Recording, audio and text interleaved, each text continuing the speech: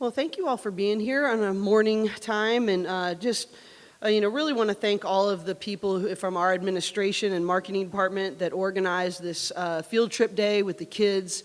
It's not only great to have all these kids in Paula Pavilion and bring energy to the game, but it allows us to really follow up with our mission, which is to teach, mentor, and equip our young women for life beyond UCLA. And part of that is really investing in our community. And we do a lot of follow-up work from this. And so I know it was so much work to put this together, and just really grateful for the privilege it is to pour into kids through basketball. So really appreciate that. Really like who we're becoming on the offensive end, and I thought we did a much better job establishing Michaela early, which is one of the things I wanted to get her in a rhythm early, so I'm really pleased with that. Really pleased with our efficiency and willingness to share the ball, especially the first half. Not so pleased with our consistency on the defensive end.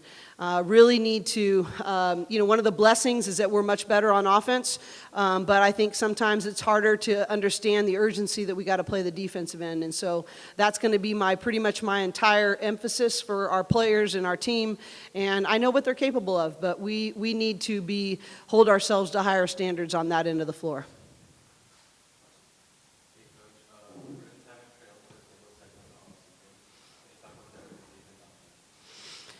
Well, it's not really, we're holding ourselves to championship level standards. So I don't really consider it domination, to be honest with you. I'm proud of how they're growing, but I think there's so much more in us.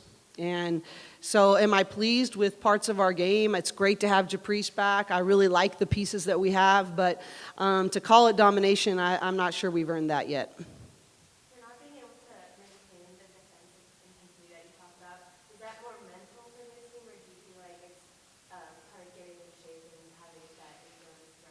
I think it's definitely a mental thing. I think it's an urgency thing. It's hard when you're up 30. It's hard to feel how important that possession is.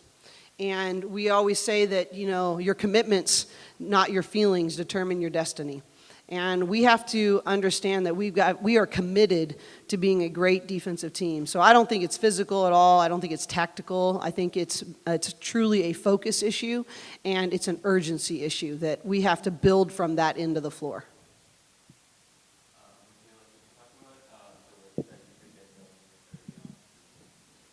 I think that just Japreece and everybody else was finding me down on the block. I was trying my best to run in transition so that we could get easy scores, and that's something that we talked about in the locker room before the game, is just getting rim runs and getting easy points in transition, because that's what we're good at. So just finding spaces where I was open, and my teammates gave me the ball and trusted me with the ball. Early on, you kind of was a little bit frustrated with the shot dominance throughout the rest of the game. What kind of things did you see out there, and how were you able to turn that around? I think just the zone was just threw me a little off, just because I'm so good at penetrating, so it was just hard to find seams and alleyways just to get in through. But then I think I just got going, just pushing the ball in transition. When we got stops, just to rebound and go. It was easy. It's easier to push the ball and get into the paint when we get stops. As like a senior on the team and the leader of the team, what kind of things do you tell your team when obviously this defensive consistency or isn't consistent throughout the game? What kind of things do you tell your team throughout the game when coaches are part of that? I just tell them that we need to pick it up, and we need to prepare for the other teams, not the teams that we're playing right now. I mean, credit to them getting points and scoring on us, but we have to prepare for the Pac-12 teams that we're going to play, because those are teams that are going to dominate us if we don't play defense or rebound or anything. So just preparing for other teams, basically.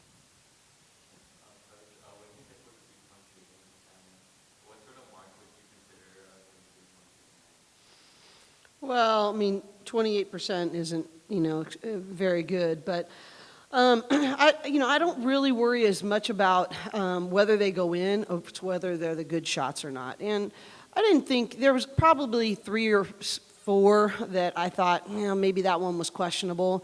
I didn't think we were taking quick ones for the most part. There's a couple that we'll watch on film tomorrow, but I'm much more, has the ball been reversed? Has it touched the paint? I think when they're playing zone the whole entire game pretty much, those shots are going to be there. So how do you pass up maybe that first one to hunt for the paint and then, penetrate a gap and then find it on the next one? So I think that more than anything, I'm really looking at shot selection. And as we get better at shot selection from the three-point line, I do think 26 is too high for us right now. I would love to see us under 20, probably in the 18, 19. We are better. I mean, I don't think our numbers are indicative of that we are a much improved three-point shooting team.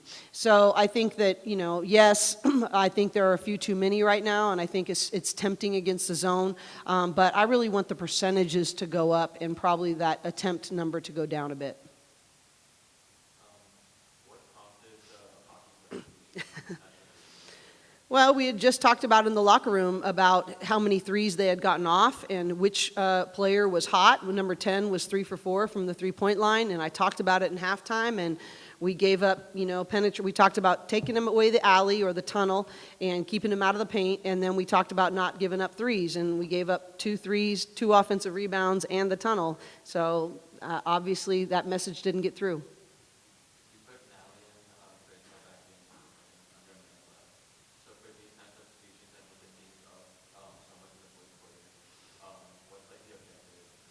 Well, I'm really not trying to play the score. I want to be respectful of opponents at all times, but I'm trying to, do messaging with my own team. I'm trying to try different combinations. I'm managing load management in terms of, injuries and people coming back. So there's a lot of factors, but I'm not really playing the score. I'm playing either an emphasis, I'm playing rotations, new combinations, or things of that matter.